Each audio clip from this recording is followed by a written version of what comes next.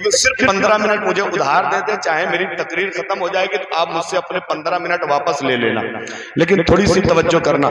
मुस्तफा जाने रहमत जो दीन लेके दुनिया में तशरीफ लाए, ये दीन कोई ऐसा वैसा दीन नहीं है। ये दीन, ये मजहब कोई ऐसा वैसा मजहब नहीं है। इसको दीन हनीफ कहा जाता है, इसको दीन इस्लाम कहा जाता है। अल्लाह कुरान पाक में फरमाता इन्ना दीना इंदल्लाहिल इस्लाम, अगर अल्लाह के नजदीक कोई दीन सबसे अच्छा है, सबसे बेहतर है, सबसे लायक फायक है तो वो इस्लाम है। अल्लाह का शुक्र अदा करें कि अल्लाह ने हम लोगों को मुसलमान बनाया, और उस करम के ऊपर एक दूसरा करम यह है कि अपने नबी की उम्मत में पैदा फरमाया। वरना 1,24,000 या 2,24,000 पैगंबर दुनिया में आए थे। अल्लाह चाहता तो हमें किसी और नबी की उम्मत में पैदा फरमा देता, लेकिन उसने हमें और आपको अपने प्यारे हबीब की उम्मत में पैदा फरमाया। और तीसरा बड़ा कर्म यह है कि अल्हम्दुलिल्लाह उसने हम लोगों को टनाटन सुन्नी बनाया है। तवज्जो करने की कोशिश करना, ये मजहब इस्लाम है। हमने मजहब इस्लाम से पूछा है इस्लाम तू पैदा हुआ था मक्के में, तू चला था मक्के से, एक बात तो बता दे तू दुनिया के कोने कोने में पहुंचा कैसे है? उस जमाने में ट्रेन नहीं थी, उस जमाने में प्लेन नहीं थी, उस जमाने में बसों का सफर नहीं था। इस्लाम बता तो सही, तू पैदा हुआ था मक्के से, आज नजर आ रहा है कानी बोझी में, तू पैदा हुआ था मक्के से, आज चमक रहा है बहराइच में, तू पैदा हुआ था मक्के में, आज नजर आ रहा है जिला शरावस्ती में। पता तो सही मजहब इस्लाम, पता तो सही क्या तू प्लेन से आया है, क्या तू ट्रेन से आया है, क्या तू बसों से सफर करके आया है? तो मजहब इस्लाम हमको जवाब देगा। ओ दुनिया वालों, अगर मैं ट्रेन से आता तो ट्रेन का एक स्टॉप होता है, अगर मैं प्लेन से आता तो प्लेन के रुकने की एक जगह होती है, अगर मैं बस से आता तो बस के ठहरने का एक मकाम होता है। सुनो, मैं ना ट्रेन से आया हूँ ना मैं प्लेन से आया हूँ, बल्कि मैं तो मुसलमानों के अखलाक से आया हूँ, मैं मुसलमानों की तालीम से आया हूँ। जहाँ जहाँ मुसलमान फैलते गए हैं वही वही इस्लाम फैलता चला गया। नारे तकबीर, नारे रिसालत, मसलके आला हज़रत, मजहब इस्लाम। क्या बात है, वाह वाह वाह। अब जरा तवज्जो करना, इस्लाम मक्के में अभी नया नया इस्लाम मक्के में है। नबी ने नबूवत का दावा कर दिया, ओ मक्के वालों मैं अल्लाह का नबी हूँ, अल्लाह का रसूल हूँ। कुछ लोग मुसलमान हुए, कुछ लोग बेइज्जती करने लगे, कुछ लोग बेहुरमती करने लगे, कुछ लोग बगावत करने लगे, कहने लगे अगर अल्लाह किसी को मुसलमान बनाता, अगर अल्लाह किसी को नबी बनाता तो मालदार को बनाता, अगर अल्लाह किसी नबी को बनाता तो दौलत वाले को बनाता, शोहरत वाले को बनाता, इज्जत वाले को बनाता, जाहो हशमत वाले को बनाता। ये मोहम्मद अपने आप को नबी कह रहा है, है, घर में खाने का जुगाड़ नहीं है, और अपने आप को नबी कहलवाता फिर रहा है। इन जालिमों को इतना पता नहीं है कि नबूवत के लिए माल होना जरूरी नहीं है, नबूवत के लिए बहुत बड़ा खानदान होना जरूरी नहीं है, नबूवत के लिए बहुत ज्यादा रुपया पैसा सोना चांदी होना जरूरी नहीं है। नबूवत ये हासिल नहीं की जा सकती है, नबूवत कमाई नहीं जा सकती है, नबूवत अल्लाह उसे देता है जिसमें अल्लाह का करम हो जाया जाता है। मक्के की सरजमीन है, लोग चौक और चौक मुसलमान हो रहे हैं। उन्हीं मुसलमान होने वालों में एक साथ ऐसी है जिसको दहिया कल्बी कहा जाता है। कौन दहिया कल्बी है? इस्लाम लाने से पहले कुफ्र की जिंदगी बिता रहे हैं, इस्लाम लाने से पहले बुतों की पूजा कर रहे हैं, इस्लाम लाने से पहले बुतों के सामने हाथ जोड़ के खड़े नजर आ रहे हैं। वही इस्लाम, वही दहिया कल्बी है। जब उनको पता चला मक्के में कोई नबी आया है जो नबूवत का दावा कर रहा है, मक्के में कोई बंदा आया है जो एक खुदा की वहदानियत का इकरार कर रहा है, मक्के में कोई ऐसा बंदा आया है जिसने दुनिया को ऐलान कर दिया है, ओ दुनिया वालों, ओ दुनिया वालों, ओ दुनिया वालों, अगर तुम्हें कलमा पढ़ना है तो एक अल्लाह का कलमा पढ़ो, अगर तुम्हें पूजा करना है तो एक खुदा की पूजा करो। हज़रत दहिया कल्बी को पता चला कि मक्के में कोई नया दीन आया है, नया मजहब आया है, नया कोई मामला आया है। हज़रत दहिया कल्बी चले, अपने घर से चले हैं कि चलो मक्के में चल के जायजा लेते हैं, कौन ऐसा बंदा आया है जो हमारे दीन को झुटला रहा है, हमारे मजहब को झुटला रहा है,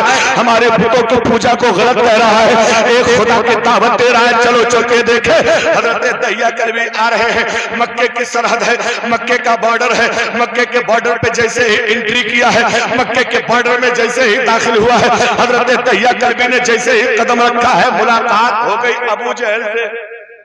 अल्लाह अल्लाह अल्लाह। अबू जहल मिल गया रास्ते में अबू जहल मिल गया। कहने लगा दहिया कल्बी कहाँ जा रहे हो? हजरत दहिया कल्बी कहता सुना हूं तुम्हारे मक्के में कोई नया पैगंबर आया है, नया नबी आया, उसी से मिलने जा रहा। अब इतना सुनना था ना, अबू जहल बुराइयों का पिटारा खोल के बैठ गया। कहने लगा अरे वो कोई और नहीं, वो तो मेरा भतीजा है, भतीजा, उसका नाम मोहम्मद है, वो झूठा है, मक्कार है, अय्यार है, गद्दार है, रियाकार है, जादूगर है, फराडी है, बहुत सारी बुराइयां उसने बता दी। कहने लगा खबरदार उनसे मत मिलना, वो जादूगर है, जो उनसे एक बार मिल लेता है, जो उनसे एक बार बातें कर लेता, उन्हीं पे उन्हीं का हो जाता। हजरत दहिया कल्बी अपने कौम के सरदार थे। कहने लगे ओ अबू जहल सुन, मैंने तेरी तो सुन ली, जरा मोहम्मद की सुन लेने दे। हाय हाय हाय। अरे मैंने तेरी बात तो सुन ली कि वो ऐसे हैं, ऐसे हैं, ऐसे हैं, जरा मुझे मोहम्मद अरबी की तो सुन लेने दे, जरा उनकी सुने वो क्या कहना चाहते हैं।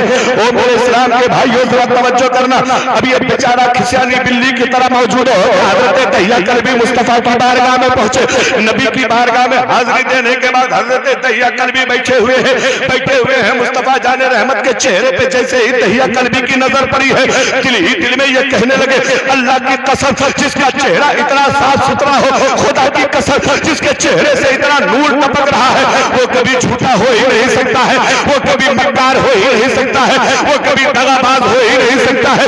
अब हजरत दहिया कल्बी बैठे हैं, मेरे मुस्तफा ने बुलाया, बोलो दहिया कल्बी कैसे आना हुआ है। दहिया कल्बी कहने लगे या रसूल अल्लाह, मैंने सुना है कि आपने नया दीन इजाद किया है, आप नया दीन लेकर आए हैं, मैं वही देखने के लिए आया हूँ। मुस्तफा जाने रहमत फरमाते हैं दहिया कल्बी, मैं तुम्हें इस्लाम लाने की दावत देता हूँ, मैं तुम्हें दावत देता हूँ, तुम भी कलमा पढ़ के मुसलमान हो जाओ। हजरत दहिया कल्बी कहते हैं या रसूल अल्लाह, मैं ऐसे मुसलमान नहीं होऊंगा, मैं घर से दो बातें सोच के आया हूँ, अगर मेरे बताने से पहले आप वो दोनों बातें मुझे बता देंगे ना, तो मैं मानूंगा कि आप अल्लाह के सच्चे नबी। अल्लाह अल्लाह अल्लाह। नबी ने कहा अच्छा बताऊं कि तुम बताओगे? वो कहने लगा हुजूर मैं नहीं बताऊंगा, आप बताइए मैं बातें क्या सोच कर आया हूं। मुस्तफा जान रहमत फरमाते नंबर 1, पहली बात तुम ये सोच कर आए हो कि अगर ये अल्लाह के सच्चे नबी होंगे तो मैं कलमा पढ़ के मुसलमान हो जाऊंगा। वाह वाह वाह वाह। और दूसरी बात तुम ये सोच कर आए हो अगर ये सच में अल्लाह के नबी हुए तो मेरी एक बेटी है, लूली है, लंगड़ी है, पैंदी है, बहरी है, मैं उसके लिए दुआ करा लूंगा ताकि अल्लाह उसे शिफा दे दे। सुभान अल्लाह। यही दोनों बातें तुम अपने घर से सोच के आए हो। हजरत दहिया कल्बी की आंखों में आंसू आ गए, कहने लगे या रसूल अल्लाह कसम है परवरदिगार की जिसने आपको भेजा है, ये इन दोनों बातों को मेरे अलावा मैं जानता था, बाकी कोई और नहीं जानता था, आपको कैसे पता चल गई? मेरे मुस्तफा फरमाते हैं जिस रब ने तुम्हें यहाँ भेजा है उसी ने मुझे बता दिया है, जिस रब ने तुम्हें हमारे पास भेजा है उसी ने हमें तुम्हारे बारे में जानकारी दी है। ओ मेरे मिल्लत के नौजवानों अब थोड़ी सी तवज्जो करना। हजरत दहिया कल्बी ने पूछा या रसूल अल्लाह अगर मैं मुसलमान हो जाऊं तो मुझे मिलेगा क्या? मुस्तफा जाने रहमत फरमाते हैं दहिया कल्बी अगर तुम मुसलमान हो जाओगे अल्लाह तुम्हारे पिछले सारे गुनाहों को माफ कर देगा। ओ मेरी बहनों तुम नबी की मिलाद में आई हो, अल्लाह की कसम खा के कहता हूँ मुस्तफा की मिलाद में मेरी बहनों को आंसू बहाना चाहिए, इसलिए कि अल्लाह के नबी ने इन हमारी बहनों पर इतना एहसान किया है। यही दुनिया है, यहाँ बच्ची पैदा होती थी तो उसको आर समझा जाता था, उसको बेइज्जती समझा जाता था, बाप अपने हाथों से बच्ची का गला दबा के मार देता था। यही हिंदुस्तान की सरजमीन है, यहाँ एक रवाज था जिसको सती प्रथा कहा जाता है। कोई शौहर मर जाता था उसी की चिता पे लटा के औरत को जिंदा जला दिया जाता था। यही वो दुनिया है। हमारे घर की आपकी बहन बेटियां महीने में जो नापाक होती थी, पहले अगर नापाक होती थी उनका बोरिया बिस्तर घर से बाहर बहा दिया जाता था, उनको खाना ऐसे दिया जाता था जैसे कुत्ते को लुकमा दिया जाता है। ये हाल था, इतना बुरा हाल था इसी दुनिया में औरतों का। लेकिन कोई औरत अगर बेवा हो जाती थी तो उसको इज्जत से जीने का हक नहीं था। वो रास्ते पे चलती थी लोग ताना मारते थे, रास्ते में जाती थी लोग चेहरे पे कालिक पोत देते थे, रास्ते में जाती थी लोग गोबर फेंक देते थे और कहते थे इतनी मनहूस औरत है कि इसका शौहर इसकी जिंदगी में मर गया। लेकिन मुस्तफा कॉन्फ्रेंस में आने वाले मेरे भाइयों, मेरे मुस्तफा ने 2 बार की बेवा को अपने निकाह में लाके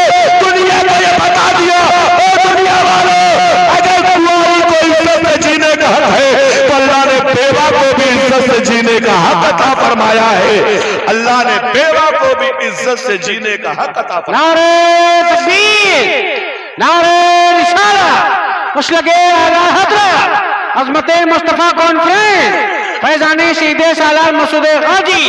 क्या बात है, सुभान अल्लाह। मुस्तफा की अजमत को कहां कहां देखोगे, इसलिए ओ मेरी बहनों, आई हो तो सुकून से बैठो, बातें मत करो, इसलिए कि आप अपनी खाला ममानी फूफा नानी से रोज बातें कर लोगी, लेकिन ये शराबस्ती में बशीरगंज चौराहे पे रोज जलसा नहीं होगा। आओ यहाँ आई हो तो सवाब लेके जाओ, बातें करोगी तो सवाब नहीं पाओगी, दिल ही दिल में सुभान अल्लाह पढ़ती रहो। अपरा मजमा जिसको जिसको मुस्तफा से सच्चा प्यार है जरा जोर से कह दे सुभान अल्लाह। आओ जरा मेरे मुस्तफा की अजमत देखो। हजरत दहिया कल्बी कहने लगे, या रसूल अल्लाह, अगर मैं मुसलमान हो गया तो मुझे मिलेगा क्या? अगर मैं ईमान लाया तो मुझे मिलेगा क्या? मेरे नबी फरमाते हैं, दहिया कल्बी, अगर तुम मुसलमान हो गए तो अल्लाह तुम्हारे पिछले सारे गुनाहों को माफ फरमा देगा। हजरत दहिया कल्बी रोने लगे, कहने लगे, या रसूल अल्लाह, मेरे गुनाह इतने बड़े बड़े हैं कि मुझे डर लग रहा है कि मैं चाहे जितनी तौबा कर लूं मेरे गुनाह माफ होने वाले नहीं है। हजरत दहिया कल्बी रो रो के कहने लगे, मुस्तफा जान रहमत फरमाते हैं, दहिया कल्बी बताओ तो तुमने कौन सा गुनाह किया है जिससे इतना डर रहे हो कि माफी नहीं मिलेगी? हजरत दहिया कल्बी कहते हैं, या रसूल अल्लाह, गुनाह इतना बड़ा है कि उसको बयान करने की हिम्मत मेरे अंदर नहीं है। मेरे मुस्तफा ने हजरत दहिया कल्बी के सर पे हाथ रखा, उनको तसल्ली दी और फरमाते हैं, बोलो दहिया कल्बी, जो तुम्हें कहना है कहो, और जो कितना बड़ा गुनाह तुमने किया है जरा मुझे बताओ। हजरत दहिया कल्बी कहने लगे, या रसूल अल्लाह, मैं अपनी कौम का सरदार था, मैं अपनी कौम का लीडर हूँ, मैं अपनी कौम का रहनुमा हूँ। मेरे कौम का मामला ये है, जब घर में बच्ची पैदा होती है या तो माँ बाप मार डालते हैं, अगर माँ बाप अपनी ममता के चक्कर में ना मार पाए तो फिर सरदार के पास लेके आते हैं। मैंने अपने इन गुनहगार हाथों से या रसूल अल्लाह उन 70 बच्चियों को जिंदा दफन कर दिया। अल्लाहु अकबर, अल्लाह। कितनी बच्चियों को? 69 बच्चे। 69, एक कम 70। कहने लगे, या रसूल अल्लाह, मैंने अपने इन गुनहगार हाथों से उन 70 बच्चियों का गला दबा के मार दिया है या उनको कब्र में दफन कर दिया। मेरे मुस्तफा की आंखों में आंसू आ गए, लेकिन हजरत दहिया कल्बी कहते हैं, या रसूल अल्लाह, जब तक मैंने उन 70 बच्ची को मारा था तब तक कोई अफसोस नहीं था, कोई टेंशन नहीं थी, कोई फिक्र नहीं थी, लेकिन जब मैंने आखिरी बच्ची मारी है 70 नंबर वाली, या रसूल अल्लाह, तब से जिंदगी में ऐसा इनकलाब आ गया है कि दिनों रात सोना उठना बैठना खाना पीना मुश्किल हो गया है। सोता हूं तो उसी बच्ची की चीखें तड़पा देती हैं, खाने बैठता हूं तो बच्ची की चीखें खाने नहीं देती, सुकून से लेट नहीं पाता हूं। या रसूल अल्लाह, तभी से दिल में बेचैनी है। या रसूल अल्लाह, बहुत बुरा हाल है। वो 70 नंबर वाली बच्ची ने जो बातें कही हैं वो बातें मेरे दिलो दिमाग को बिल्कुल पसबुर्दा कर रही है। या रसूल अल्लाह, मेरे अंदर चलने की बोलने की ताकत नहीं है। मेरे मुस्तफा फरमाते हैं, दहिया कल्बी बताओ तो सही, आखिर तुमने 70 नंबर वाली बच्ची के साथ क्या किया है? अब जरा तवज्जो करना, यहाँ से वो जुमले सुनो, अपने नबी की अजमत का अल्लाह की कसम तुम्हें अंदाजा हो जाएगा कि अल्लाह ने तुम्हें रसूल देके कितना बड़ा एहसान किया है। मेरे भाई, अभी चंद मिनट में तुम्हें इस बात का एहसास होने वाला है। आओ जरा देखो, मेरे मुस्तफा करीम फरमाते हैं, दहिया कल्बी बताओ तुमने आखिरी बच्ची के साथ कैसा सलूक किया है? हजरत दहिया कल्बी कहते हैं, या रसूल अल्लाह, या रसूल अल्लाह, या रसूल अल्लाह, मेरी बीवी हामिला थी, मेरी बीवी के पेट में बच्चा था, मैं सफर पे जा रहा था, जाते जाते मैंने अपनी बीवी से कहा था, ओ मेरी शरीके हयात, तेरी पेट में जो बच्चा पल रहा है, अगर ये बेटा पैदा हो तो उसको बड़ी मोहब्बत से पालना, बड़े नाज़ो नखरे उठाना, लेकिन अगर बेटी पैदा हो तो मेरे आने का इंतजार मत करना, मेरे आने से पहले ही अपने हाथों से बेटी को दफन कर देना। इसलिए मैं नहीं चाहता कि कोई मेरा दामाद बने, मुझे ये पसंद नहीं है दामाद मुझसे आंखें उठा के बातें करे, इसलिए मेरे आने का इंतजार मत करना। अगर बच्ची पैदा हो तो मेरे आने से पहले इसको मार डालना। हजरत दहिया कल्बी कहते हैं, या रसूल अल्लाह, ये बातें मैं अपनी बीवी को बता के चला गया, और जब चला गया और मुझे 3 साल का जमाना लग गया, मुझे 3 साल लग गया, मैं वापस नहीं आया, सफर जरा लंबा हो गया है, लेकिन या रसूल अल्लाह, इसी बीच में मेरी बीवी के बदन से मेरी बीवी के यहाँ एक बेटा नहीं बेटी पैदा हुई, लेकिन माँ की ममता ने उसे मारने नहीं दिया है, माँ की ममता ने उसे कब्र में दफनाने नहीं दिया है। मेरी बीवी ने मेरे डर की वजह से बच्ची को पड़ोस के घर में दे दिया है और पड़ोसी से कह दिया है मेरी बच्ची की देखभाल करना, मेरी बच्ची की खैरियत लेना, खाना देते रहना, पानी देते रहना, और जो तुम्हारा खर्चा लगेगा वो मैं चुपके चुपके तुम्हें देती रहूंगी। या रसूल अल्लाह, मेरी बीवी ने अपनी बेटी को पड़ोस के घर पे दे दिया है। अब मैं 3 साल के बाद जब वापस आया तो क्या देखता हूँ, मेरे आंगन में एक फूल जैसी बिटिया खेल रही है, मेरे आंगन में एक गुड़िया खेल रही है। मैंने बीवी से पूछा बता तो सही आखिर ये बच्ची कौन सी है। मेरी बीवी कहने लगी दहिया कल्बी ये बेटी पड़ोस की है, ये अपनी बेटी नहीं है। इतना मेरी बीवी ने कहा तो मैं ये समझ गया कि चलो कोई बात नहीं है, बात बन गई है। अब रोजाना वो बच्ची मेरे घर में खेलने आती है, मुझसे बातें करती है, मेरे साथ खाना खाती है। अब धीरे धीरे धीरे धीरे उस बच्ची से मुझे इतनी मोहब्बत हो गई। या रसूल अल्लाह, बच्ची को देखूं ना तो खाना अच्छा ना लगे, बच्ची से मिलूं ना तो सोना अच्छा ना लगे।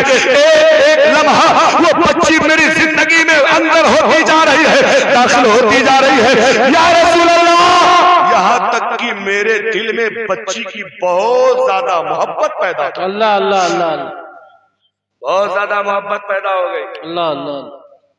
हजरत दहिया कल्बी कहते हैं या रसूल अल्लाह, फिर उसके बाद एक दिन जब मेरी बीवी ने देखा कि ये बहुत ज्यादा मोहब्बत करने लगे हैं तो उसने मुझसे बता दिया, ए दहिया कल्बी, जिस बच्ची को तुम पराई समझ रहे हो ना, जिस बच्ची को तुम गैर की समझ रहे हो, ये गैर की नहीं, ये वही तुम्हारी बेटी है जो तुम मेरे पेट में छोड़ के गए थे।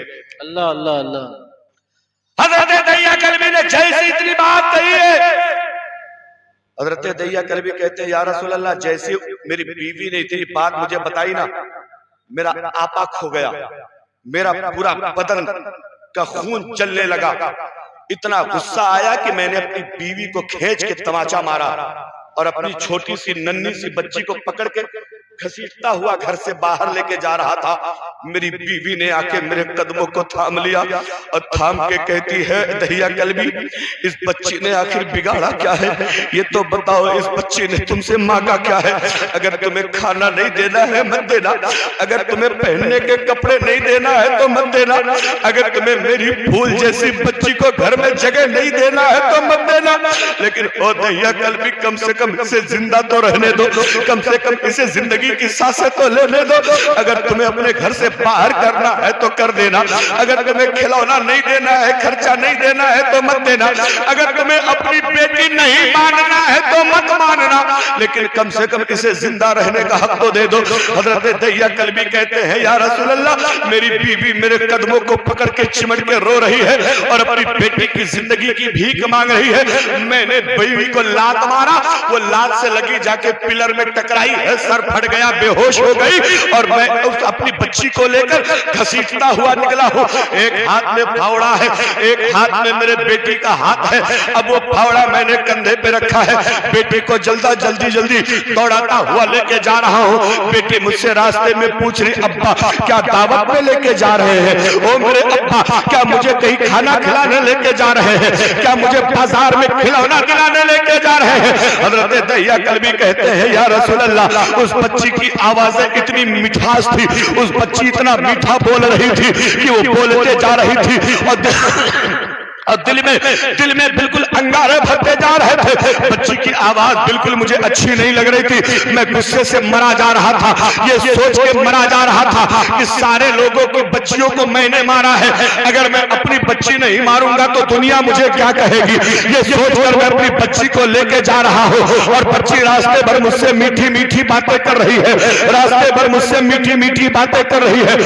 नबी फरमाते हैं दहिया कल्बी बताओ आगे तुमने क्या किया है? हजरत दहिया कल्बी कहते हैं या रसूल अल्लाह, मैं मैदान में पहुंच गया हूँ। मैदान में पहुंचने के बाद मैंने बेटी को किनारे बैठाया है, बैठाने के बाद अपने फावड़े से मैंने मैदान में गड्ढा खोदना शुरू कर दिया है, मैंने कब्र खोदना शुरू कर दिया है। मेरी नन्ही सी 3 साल की बच्ची को पता नहीं है ये जो गड्ढा खोदा जा रहा है ये सिर्फ गड्ढा नहीं है, मेरी कब्र है। मेरी बच्ची ये समझ नहीं पा रही है, मेरे दामन पे जो धूल लग रही है, अब अपने नन्हे नन्हे हाथों से वो छोटी सी फूल जैसी बिटिया साफ करके कह रही है, अब्बा अब्बा धूप है, पसीना निकल रहा है, जरा आराम कर ले, आपका दामन मिट्टी से भर रहा है, जरा आराम कर ले। हजरत दहिया कल्बी कहते हैं, या रसूल अल्लाह, वो बच्ची मेरे दामन की मिट्टी साफ कर रही है और मैं उसकी कब्र खोद रहा हूँ, उसे पता ही नहीं है जिस जालिम बाप की दामन से मिट्टी में हटा रही हो, ये मुझे अभी थोड़ी देर के बाद कब्र में डालने वाला है। ये सुनते जा रहे हैं, नबी की दोनों आंखें बरसती जा रही है, मेरे मुस्तफा सावन भादों की तरह सर नीचे करके रोते जा रहे हैं। हजरत दहिया कल्बी से पूछा, दहिया कल्बी आगे बताओ क्या हुआ है। हजरत दहिया कल्बी कहते हैं, या रसूल अल्लाह, जब गड्ढा तैयार हो गया मैंने अपने इन्हीं जालिम हाथों से बच्ची को उठाया, गड्ढे में डाल दिया। अल्लाह अल्लाह अल्लाह।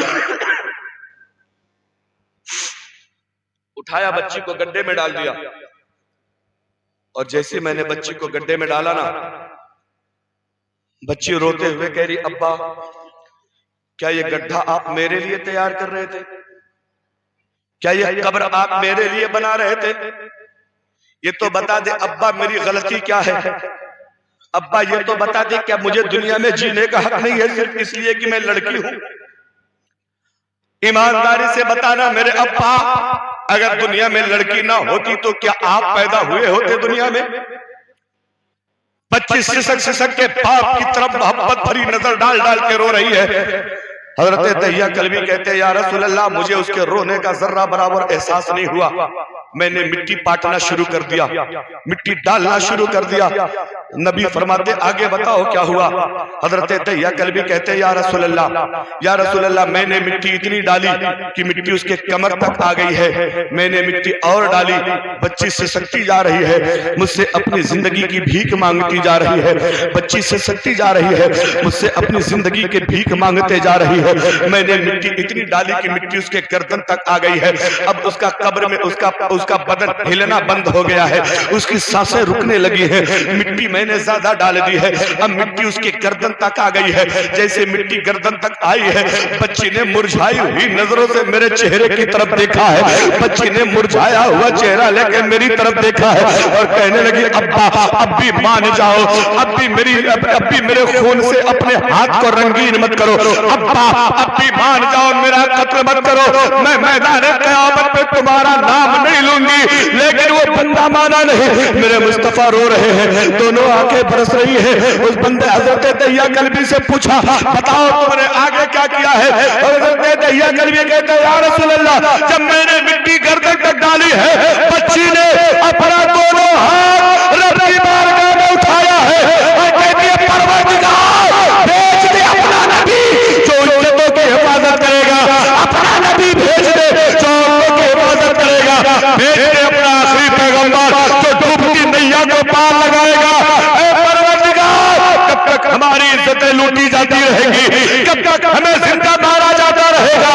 ऐ मौला, कब आएगा तेरा वो नबी जब बेटियों की इज्जत को बचाया जाएगा? कब आएगा तेरा पैगंबर जब बेटियों के नामों को ऊपर बढ़ाया जाएगा?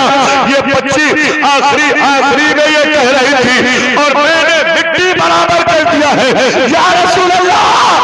वो बेटी के अल्फाज आज तक मेरे कानों में गूंज रहे हैं। नबी फरमाते, दहिया कल्बी ये बातें एक बार और सुनाओ। हजरत दहिया कल्बी ने एक बार और सुनाया।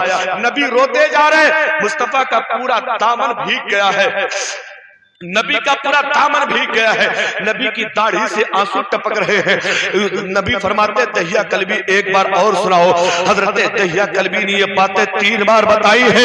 फिर मेरे मुस्तफा सर ऊपर करके कहते हैं, ओ दहिया कल्बी, तेरी बेटी ने कब्र में जिस आखिरी पैगंबर के लिए दुआ मांगी थी, वो पैगंबर तेरे सामने बैठा हुआ है, वो पैगंबर तेरे सामने बैठा हुआ है। दहिया कल्बी, कलमा पढ़ लो, मुसलमान हो जाओ। नारे तकबीर, नारे रिसालत, मुशलगे आला हज़रत, सरकार की आमद, अज़मत मुस्तफा कॉन्फ्रेंस। क्या बात है, सुभान अल्लाह सुभान अल्लाह।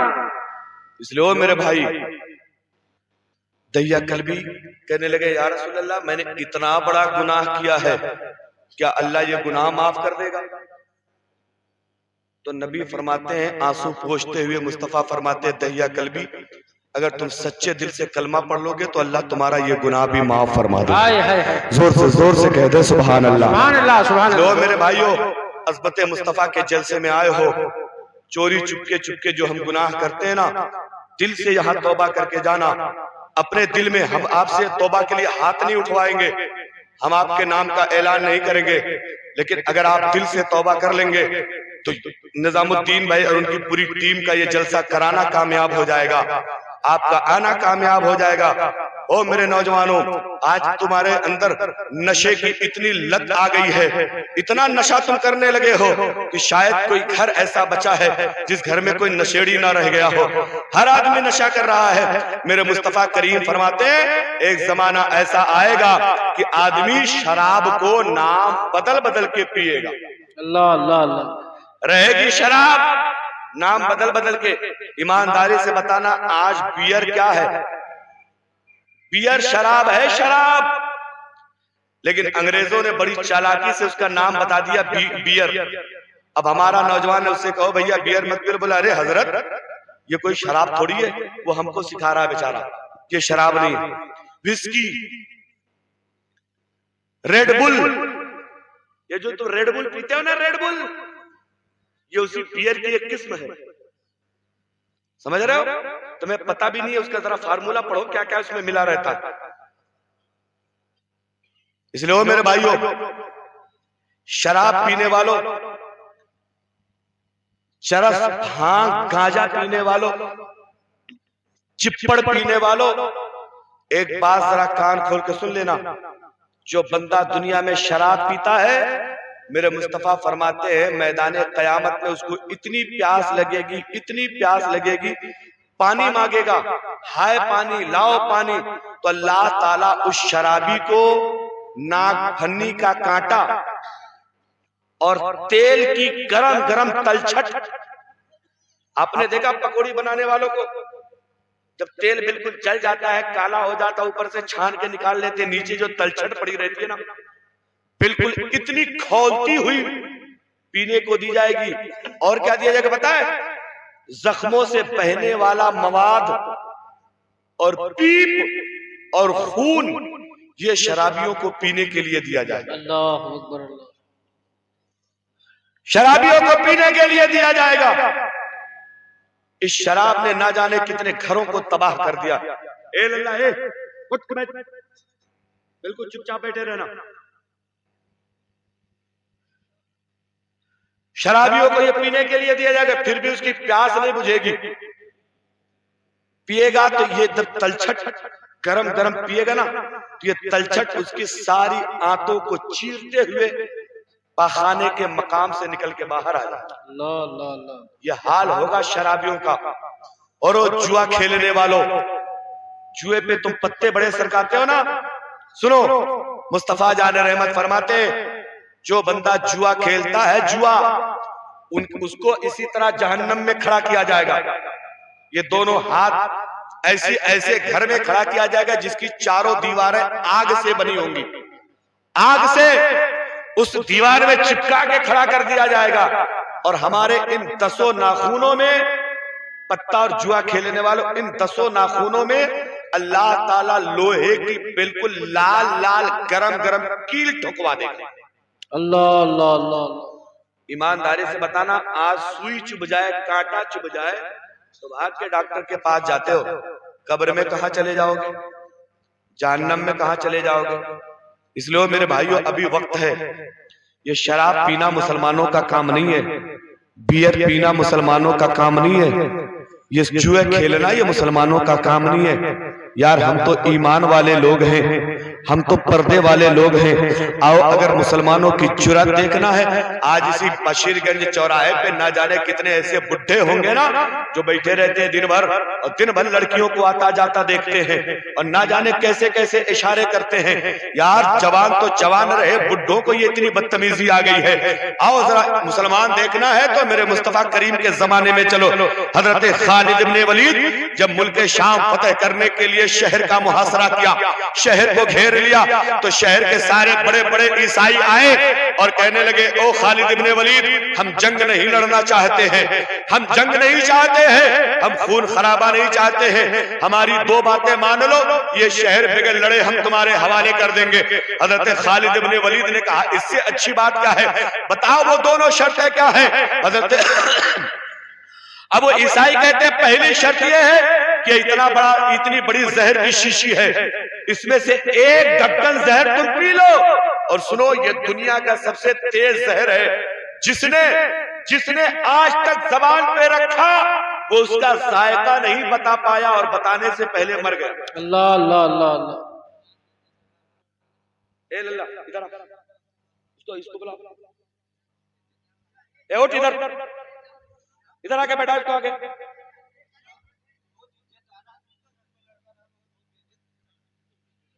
चुपचाप बैठे रहे ना, मारेंगे तो पेशाब कर दोगे पैंट ही में, बदतमीज कहीं के, पूरा माहौल खराब करके रखा पड़ा है।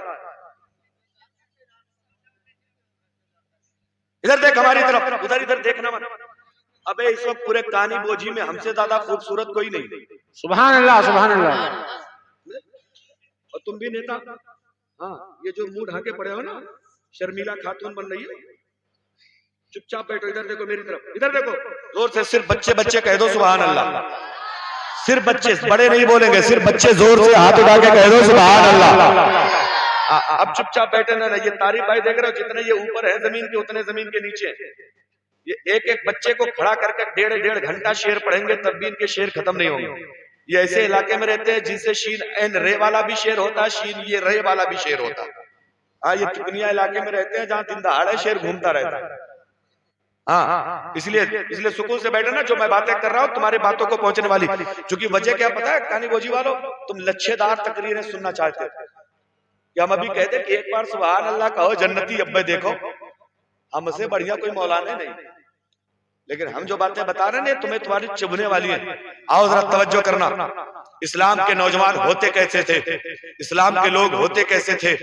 आज हमारी नजरें इतनी बहक गई है ना, हम बहन बेटियों पे नजरें डालते हैं, और ये ठंडी का मौसम तो नौजवानों के लिए बड़ा गोल्डन मौसम है, बहुत बढ़िया मौसम है।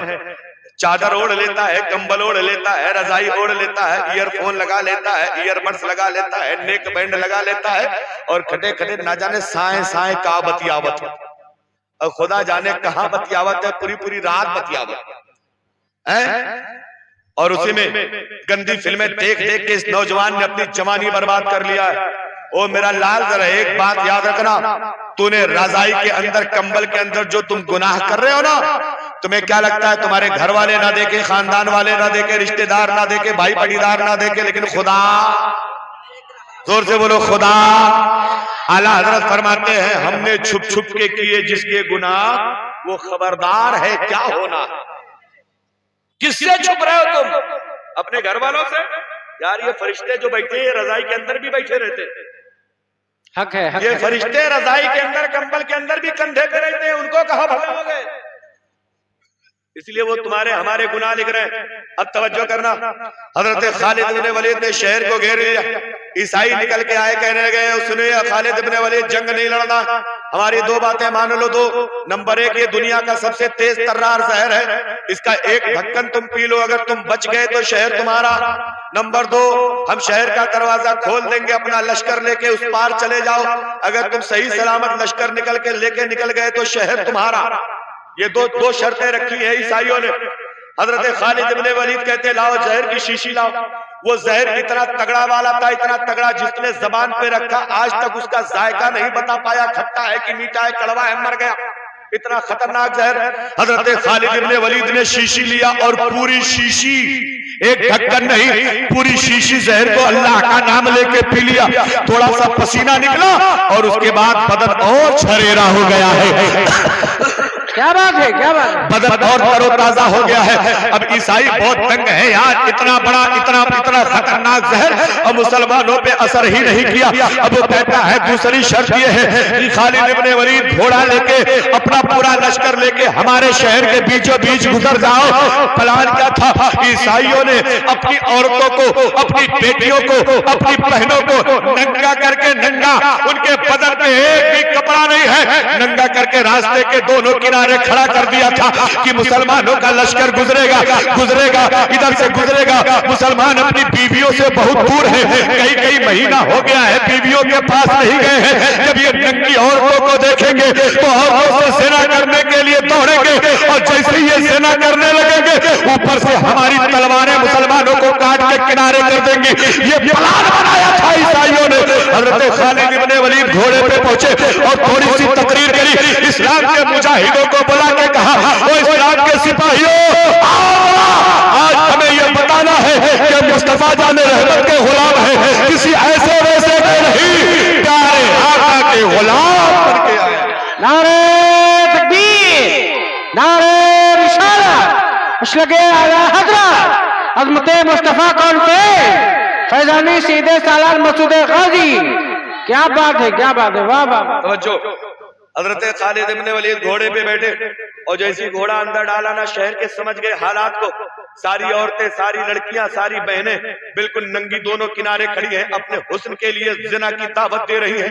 जैसे ही हजरत खालिद इब्ने वलीद ने ये मंजर देखा, घोड़े की पीठ पे खड़े हो गए और मुसलमानों की तरफ चेहरा करके कहते हैं, ओ इस्लाम के सिपाहियों, तो खबरदार खबरदार, किसी औरत की तरफ कोई नजर उठा के नहीं देखेगा, खबरदार किसी औरत को कोई हाथ नहीं लगाएगा, खबरदार तुम्हें किसी औरत की तरफ नजर भर के नहीं देखना है। सुनो, तुम्हारे अंदर ये दुनिया के हुस्न की जरूरत नहीं है, तुम लोग तो प्यारे मुस्तफा का चेहरा देखा है और जितने नबी का चेहरा देखा हो उसको दुनिया में किसी हुस्न की जरूरत नहीं है। मुजाहिदों, नजरें नीची करके चले आओ। सारे के सारा लश्कर नजर नीची करके शहर को पार हो गया। एक ने भी किसी औरत की तरफ देखा नहीं, किसी ने किसी औरत को हाथ नहीं लगाया। वो सारी शर्म के मारे पानी पानी हो गई कि जिस चक्कर में हमने ये काम किया था, मुसलमानों ने तो हमें फूटी नजर से देखा भी नहीं है। अब सारा लश्कर जब बाहर निकल के गया, बड़े बड़े ईसाई, बड़े बड़े यहूदी, बड़े बड़े आलिम, बड़े बड़े पादरी आए और कदमों में खालिद के गिर गए और कहने लगे, खालिद, जब हमारे मुस्तफा का हाल ये है तो मेरे मुस्तफा का हाल क्या होगा? जब हमारे मुस्तफा का पर्दा ऐसा है तो फिर मेरे मुस्तफा का पर्दा कैसा? नारे तकबीर, नारे रिसालत, मसलके आला हज़रत, फैज़ाने ताजु शरिया, अज़मते मुस्तफा, शाने मुस्तफा, रिफाते मुस्तफा, नारे तकबीर, नारे रिसालत। वाह वाह वाह। ये है